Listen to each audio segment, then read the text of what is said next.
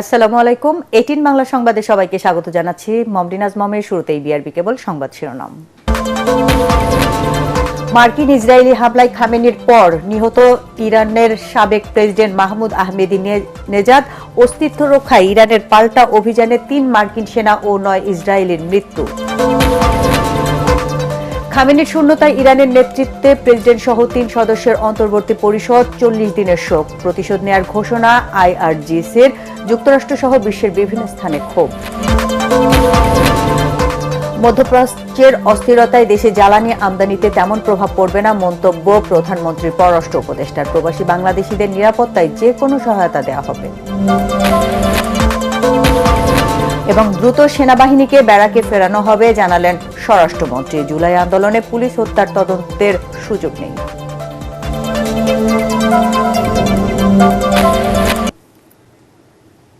শুনছিলেন বিআরবি কেবল সংবাদ শিরোনাম, এবার বিস্তারিত। ইসরায়েল ও যুক্তরাষ্ট্রের যৌথ বিমান হামলায় ইরানের সাবেক প্রেসিডেন্ট মাহমুদ আহমাদি নেজাদ নিহত হয়েছেন। উত্তর তেহরানের নারনাক এলাকায় নিজ বাসায় অবস্থানকালে চালানো হামলায় মারা যান তিনি। জেরুজালেম পোস্ট জানিয়েছে, এই হামলায় মাহমুদের বেশ কয়েকজন নিরাপত্তারক্ষীও নিহত হয়েছেন। এদিকে ইরানের প্রতিরোধী হামলায় নতুন করে 3 জন মার্কিন সেনা নিহত এবং 5 জন আহত হয়েছেন বলে জানিয়েছে মার্কিন সেনাবাহিনী। এছাড়া স্থানীয় সময় বিকেলে ইরানের ক্ষেপণাস্ত্র হামলায় জেরুজালেম বেইত শেমেশে 9 ইসরায়েলি নিহত এবং 28 জন আহত হয়েছে বলে জানিয়েছে দ্য টাইমস অব ইসরায়েল। ইরানের ছোড়া ক্ষেপণাস্ত্রে মার্কিন বিমান বাহিনীর রণতরীর আব্রাহাম লিঙ্কন আহত হয়েছে বলেও জানিয়েছে আন্তর্জাতিক গণমাধ্যমগুলো। এর আগে যুক্তরাষ্ট্র ও ইসরায়েলের যৌথ হামলায় নিহত হন ইরানের সর্বোচ্চ ধর্মীয় নেতা আয়াতুল্লাহ আলী খামেনি। তার মেয়ে জামাই এবং নাতি সহ শাহাদাত বরণ করেন তারা। এনবিসি নিউজকে মার্কিন প্রেসিডেন্ট ডোনাল্ড ট্রাম্প জানিয়েছেন, শনিবারের হামলায় প্রাণ হারিয়েছেন ইরানের বর্তমান প্রশাসনের অধিকাংশ শীর্ষ নেতৃত্ব। দেশটির প্রায় 40 জন শীর্ষ কর্মকর্তা এখন পর্যন্ত নিহত হয়েছেন। এদিকে সুপ্রিম লিডারের মৃত্যুতে 40 দিনের রাষ্ট্রীয় শোক ও 7 দিনের ছুটি ঘোষণা করেছে তেহরান। ওদিকে খামেনি হত্যার প্রতিশোধ নেওয়ার ঘোষণা দিয়েছে আইআরজিসি। বলেছে, মধ্যপ্রাচ্যে যুক্তরাষ্ট্রের সব ঘাঁটি ও দখলদার ইসরায়েলের বিরুদ্ধে এবং সর্বাত্মক হামলা চালানো হবে, যা এর আগে কেউ দেখেনি। বিস্তারিত আদিব মোহাম্মদের রিপোর্টে। ইরানে রোববারের ভোরের আলো ফোটার সাথে সাথে প্রচণ্ড বিস্ফোরণে কেঁপে উঠেছে রাজধানী তেহরান।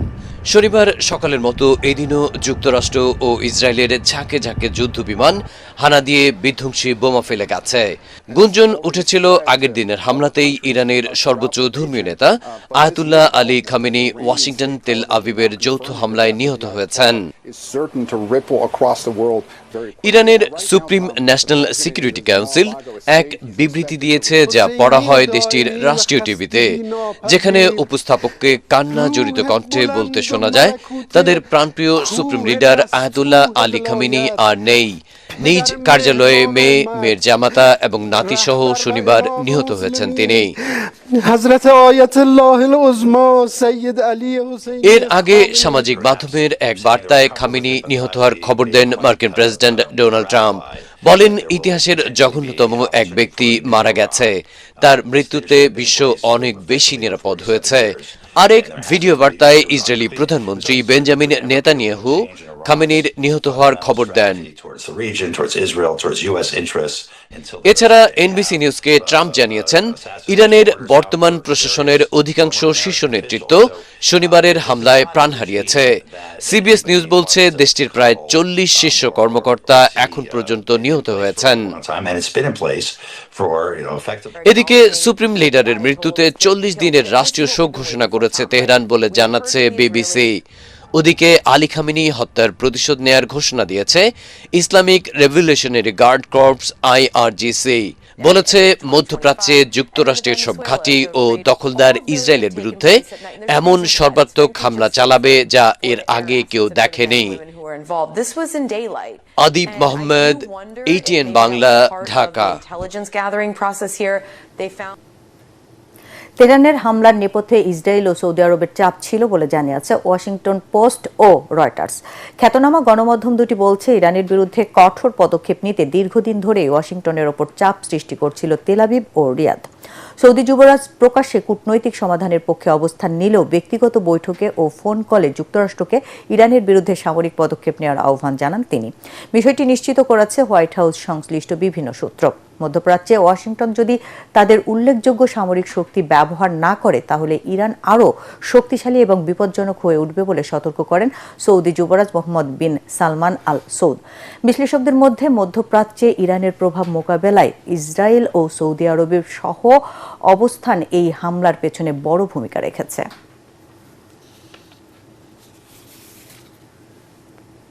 ইরান জুড়ে যুক্তরাষ্ট্র ও ইসরায়েলের আগ্রাসনের বিরুদ্ধে রাজধানী ওয়াশিংটন ডিসি সহ বিশ্বের বিভিন্ন স্থানে বিক্ষোভ হয়েছে।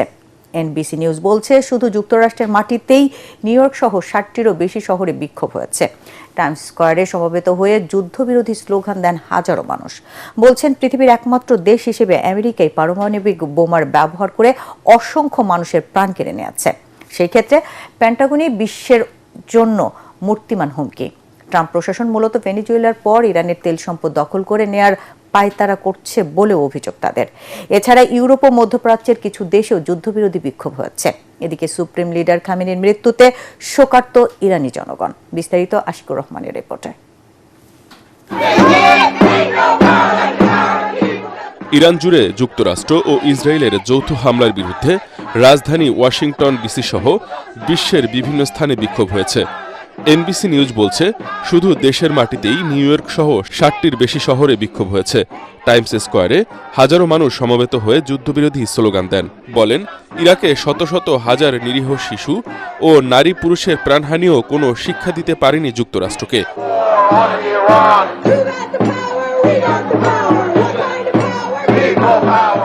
এবার ইরানকে বেছে নেওয়া হয়েছে ধ্বংসের জন্য। বিক্ষুব্ধরা দাবি করেন, তেহরানে নয়, ওয়াশিংটনের প্রশাসনের পরিবর্তন প্রয়োজন। জরুরি এসব বিক্ষোভ সমাবেশে অংশ নেয়ারা বলছেন, পৃথিবীর একমাত্র দেশ হিসেবে যুক্তরাষ্ট্র পারমাণবিক বোমার ব্যবহার করে অসংখ্য মানুষের প্রাণ কেড়ে নিয়েছে। সেক্ষেত্রে পেন্টাগনই বিশ্বের জন্য মূর্তিমান হুমকি।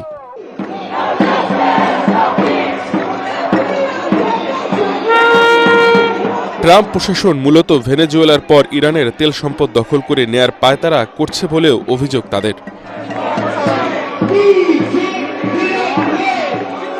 প্রেসিডেন্টের বাসভবন হোয়াইট হাউসের বাইরে শত শত মানুষ জড়ো হয়ে বিক্ষোভ করেন। তারা ট্রাম্পকে কুখ্যাত হিটলারের সঙ্গেও তুলনা করে যুদ্ধবন্ধের বিভিন্ন ধরনের স্লোগান দেন। তবে বিপরীত চিত্র দেখা গেছে কোথাও কোথাও। লস অ্যাঞ্জেলেসের ইরানি বংশোদ্ভূতরা যুক্তরাষ্ট্রের আগ্রাসনে উল্লাস প্রকাশ করেছেন। বলেছেন, দেশটির জনগণকে মুক্তির স্বাদ দিতে ওয়াশিংটনের হস্তক্ষেপ জরুরি হয়ে পড়েছিল। এদিকে ইউরোপ ও মধ্যপ্রাচ্যের কিছু দেশেও যুদ্ধবিরোধী বিক্ষোভ হয়েছে। ইতালির রোমে ইরানের দূতাবাসের সামনে সমবেত হয়ে অনেকেই দেশটির প্রতি সংহতি জানায়। ইরাকের রাজধানী বাগদাদে হাজার হাজার মানুষ যুক্তরাষ্ট্রের সাম্রাজ্যবাদী মনোভাবের ক্ষোভ জানিয়ে আয়াতুল্লাহ আলী খামেনির সমর্থনে সরব হয়ে ওঠেন।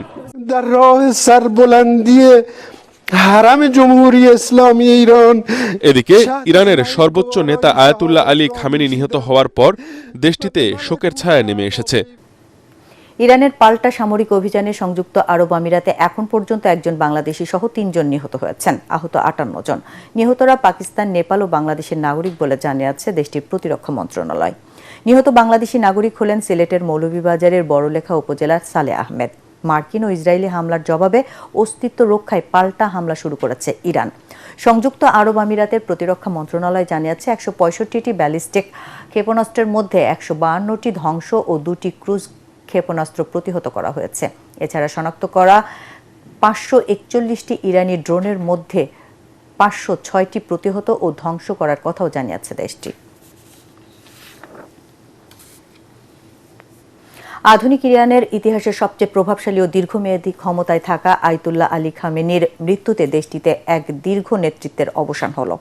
ইরানের ইসলামী বিপ্লবের আদর্শিক নেতা আয়াতুল্লাহ রুহুল্লাহ খামেনি 1989 সালে মৃত্যুবরণ করেন। তারপরই দেশটির নেতৃত্ব গ্রহণ করেন খামেনি। প্রায় 4 দশক তিনি শুধু ইরানের অভ্যন্তরীণ পরিবর্তনের সাক্ষী ছিলেন না, বরং আন্তর্জাতিক অঙ্গনেও নিজের দৃষ্টিভঙ্গি ও সিদ্ধান্তের কারণে ছিলেন আলোচিত চরিত্র।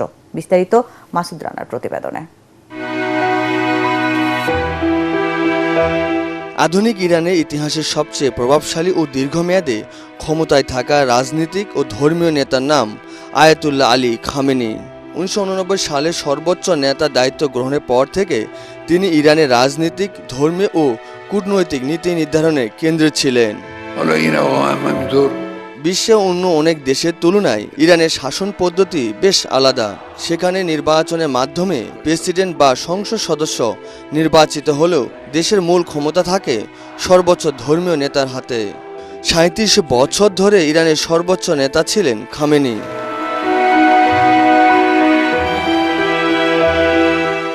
1939 সালে উত্তর পূর্বাঞ্চলের শহর মাশহাদে জন্মগ্রহণ করেন খামেনি। ইসলামী স্কলার বাবার সন্তান খামেনি ছোটবেলা থেকেই ধর্মীয় শিক্ষায় গ্রহণ করেন।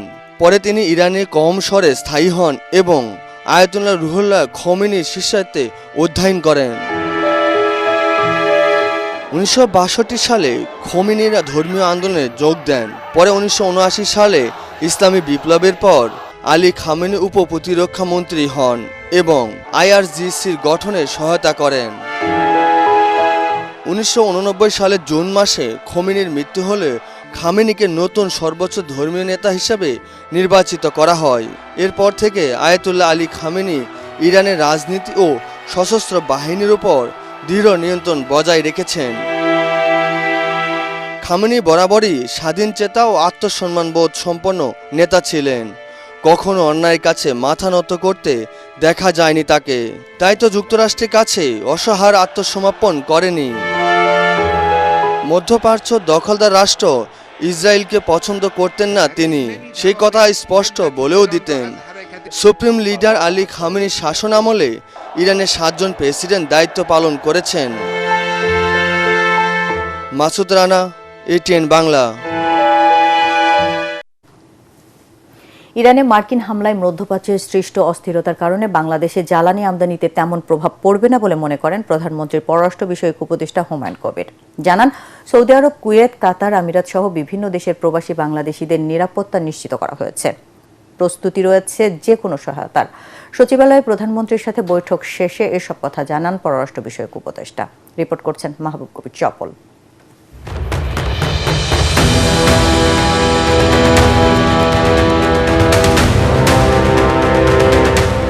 আমেরিকার আধিপত্যবাদের বিরুদ্ধে লড়াকু সৈনিক আয়াতুল্লাহ খোমেনিকে হত্যার মধ্য দিয়ে নিজেদের মিশন সম্পন্ন করল যুক্তরাষ্ট্র। এতে অস্থিরতা ছড়িয়ে পড়েছে মধ্যপ্রাচ্যে। হরমুজ প্রণালী বন্ধ করেছে ইরান, যে পথে প্রতিদিন বিশ্বের মোট তেল সরবরাহের 1/5 অর্থাৎ 2 কোটি ব্যারেল তেল ও LNG গ্যাস পরিবহন করা হয়। এর প্রভাবে বিশ্বজুড়ে জ্বালানি তেল ও গ্যাসের দাম বৃদ্ধির আশঙ্কা করা হচ্ছে।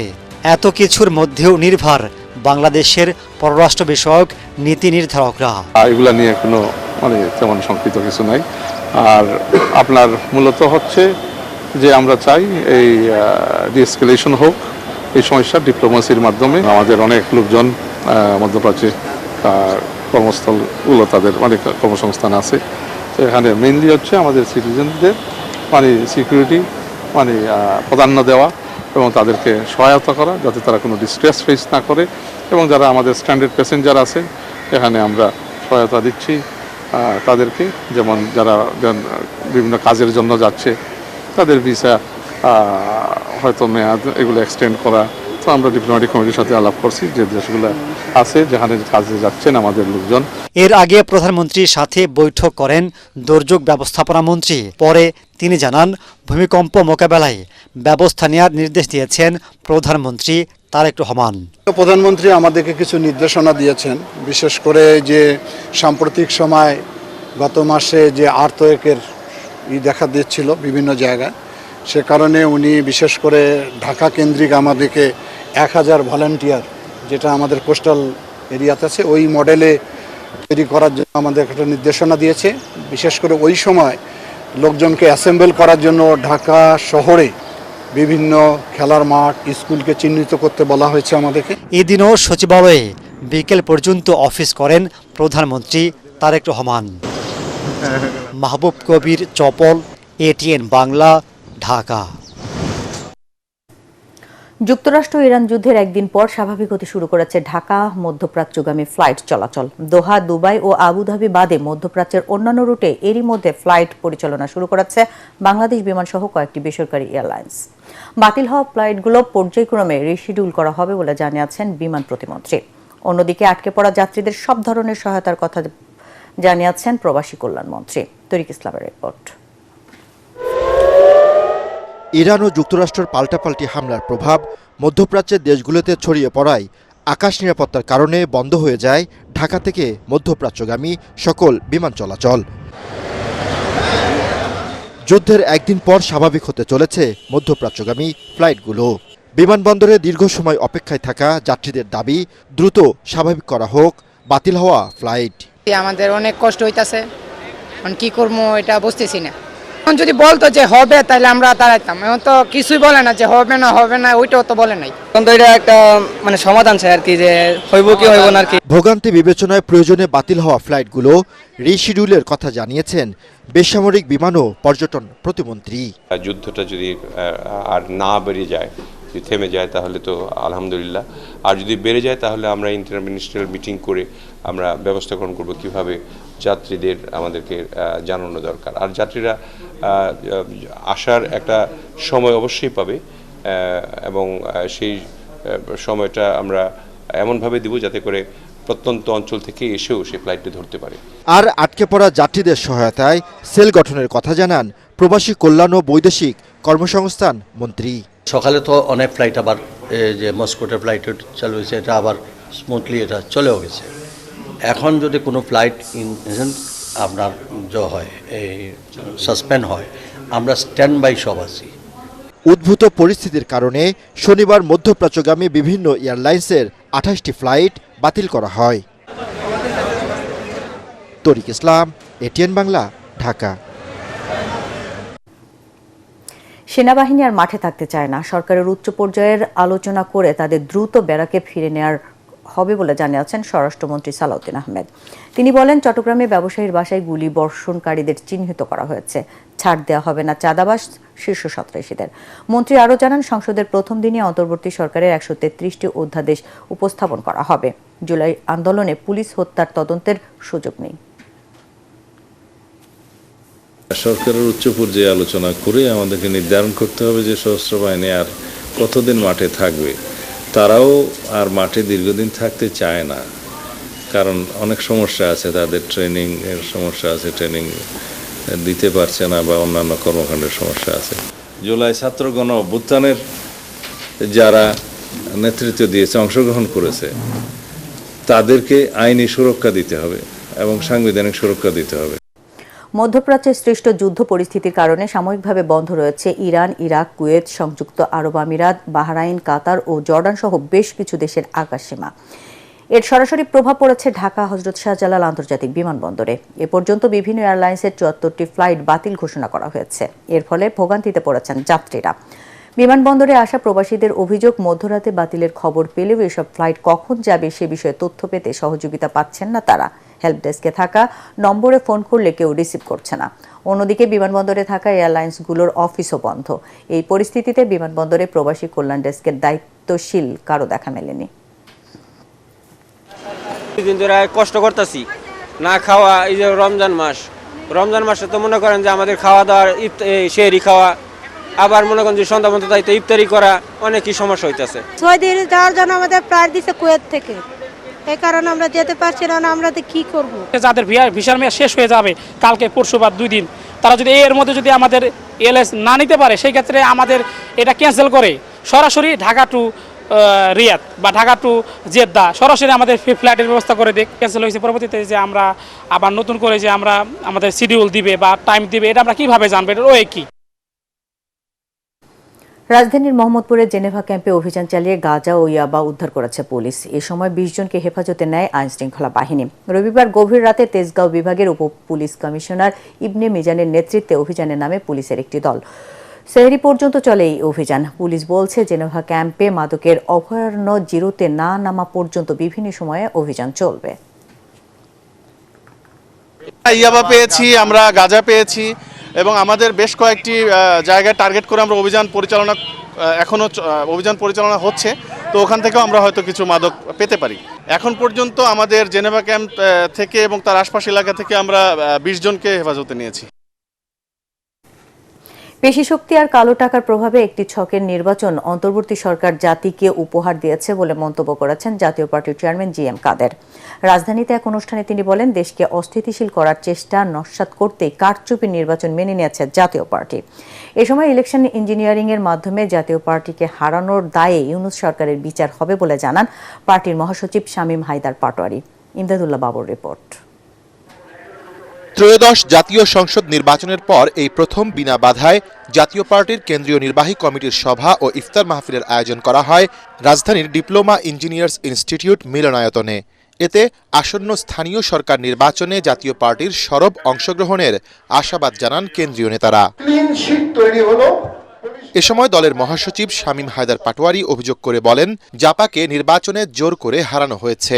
একটা কেন্দ্রীয় জায়গা থেকে একটা নীল নকশা, একটা ব্লুপ্রিন্ট, একটা ইঞ্জিনিয়ারিং বাস্তবায়ন করা হয়েছে এবং সেটা করেছে ডক্টর ইউনূসের সরকার। আমরা তাদের সমালোচনা করেছিলাম, তারা ভোটে আমাদেরকে প্রতিশোধ নিয়েছে।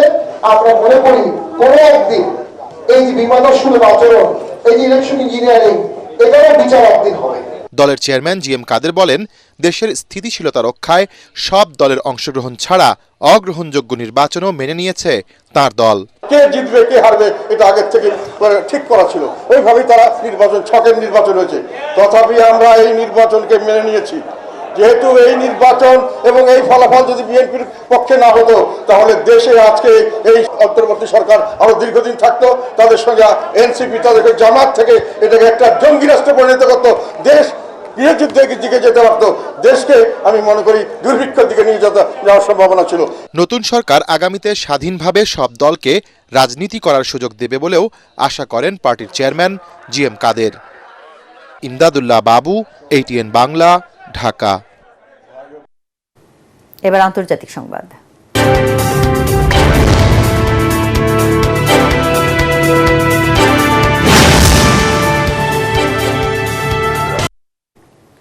ইরানের ওপর ইসরায়েল যুক্তরাষ্ট্রের যৌথ হামলার জেরে বিশ্ববাজারে অপরিশোধিত জ্বালানি তেলের দাম আকাশচুম্বী হওয়ার আশঙ্কা দেখা দিয়েছে। জ্বালানি গবেষণা সংস্থা রাইস্টাড এনার্জি এক পর্যালোচনায় জানিয়েছে, বাজার খোলার সাথে সাথেই সোমবার থেকে তেলের দাম ব্যারেল প্রতি অন্তত $20 পর্যন্ত বাড়তে পারে।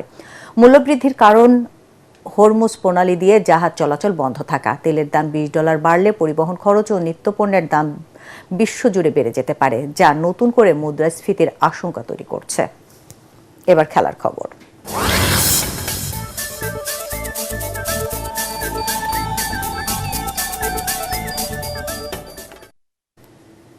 টানা 2 জয়ের আগে টি-20 বিশ্বকাপের সেমিফাইনাল নিশ্চিত করেছে দক্ষিণ আফ্রিকা, আর 2 পরাজয়ে টুর্নামেন্ট থেকে বিদায় নিয়েছে জিম্বাবুয়ে। নিয়মরক্ষার ম্যাচে জিম্বাবুয়েকে 5 উইকেটে হারিয়ে শীর্ষ দল হিসেবে সেমিফাইনাল নিশ্চিত করল প্রোটিয়ারা। 154 রানের টার্গেটে নেমে দলের 14 রানে ডি কক ও মার্ক রামের উইকেট হারায় তারা। চতুর্থ উইকেটে ডেভিড মিলার ও ডেওয়াল্ড ব্রেভিস 50 এবং ষষ্ঠ উইকেট লিন্ডে ও স্টাবাস 53 রানের অবিচ্ছিন্ন জুটি গড়ে তোলে। তাতে 5 উইকেটে 154 রান তুলে 13 বল হাতে রেখেই জয় পায় দক্ষিণ আফ্রিকা। এর আগে দিল্লিতে টসে জিতে ব্যাট করে 7 উইকেটে 153 রানে থামে জিম্বাবুয়ে। দলের পক্ষে সর্বোচ্চ 73 রান করেন অধিনায়ক সিকান্দার রাজা। প্রোটিয়া বোলারদের মধ্যে এমপাকা এবং বস 2টি করে উইকেট তুলে নেন। সংবাদ শেষ করব অমর 21 বইমেলার খবর দিয়ে। বাড়তে শুরু করেছে বইমেলায় পাঠকদের সমাগম। ছুটির দিন না হলেও নিজেদের পছন্দের বই কিনতে রোববার বিকেলে স্টলগুলোতে লক্ষ্য করা যায় ক্রেতাদের সরব উপস্থিতি। বইমেলা ঘুরে এসে তৌহিদুর রহমান জানাচ্ছেন বিস্তারিত।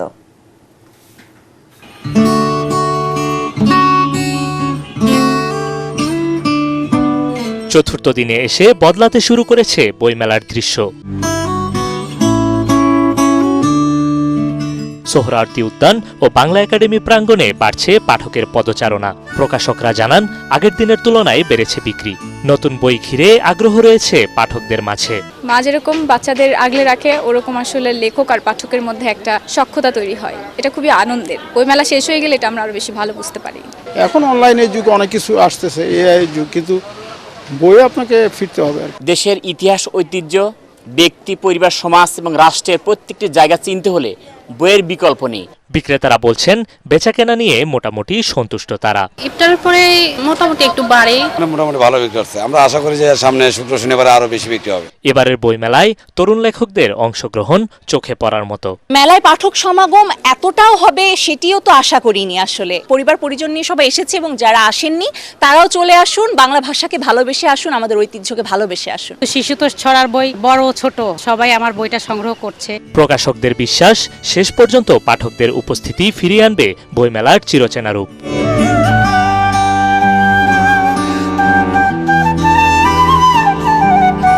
অমর একুশে গ্রন্থমেলা শুধু বিক্রির হিসাব নয়, এটি লেখক ও পাঠকের পরিচিত মিলন মেলা। খানিকটা দেরিতে হলেও চতুর্থ দিনে এসে পাঠক সমাবেশ বেড়েছে এবারের বইমেলায়। লেখক পাঠকদের এই মিলন মেলা আবারও প্রাণ ফিরে পাবে এমনটাই প্রত্যাশা বইপ্রেমীদের। তৌহিদুর রহমান নিশান, এটিএন বাংলা, ঢাকা। শেষ করার আগে বিআরবি কেবল সংবাদ শিরোনাম আরেকবার। মার্কিন ইসরায়েলি হামলায় খামেনির পর নিহত ইরানের সাবেক প্রেসিডেন্ট মাহমুদ আহমেদিনেজাদ। অস্তিত্ব রক্ষায় ইরানের পাল্টা অভিযানে 3 মার্কিন সেনা ও 9 ইসরায়েলির মৃত্যু। খামেনির শূন্যতায় ইরানের নেতৃত্বে প্রেসিডেন্ট সহ 3 সদস্যের অন্তর্বর্তী পরিষদ। 40 দিনের শোক প্রতিশোধ নেয়ার ঘোষণা আইআরজিসির। যুক্তরাষ্ট্র সহ বিশ্বের বিভিন্ন স্থানে বিক্ষোভ। মধ্যপ্রাচ্যের অস্থিরতায় দেশে জ্বালানি আমদানিতে তেমন প্রভাব পড়বে না, মন্তব্য প্রধানমন্ত্রীর পররাষ্ট্র উপদেষ্টার। প্রবাসী বাংলাদেশিদের নিরাপত্তায় যে কোনো সহায়তা দেওয়া হবে। এবং দ্রুত সেনাবাহিনীকে ব্যারাকে ফেরানো হবে, জানালেন স্বরাষ্ট্রমন্ত্রী। জুলাই আন্দোলনে পুলিশ হত্যার তদন্তের সুযোগ নেই।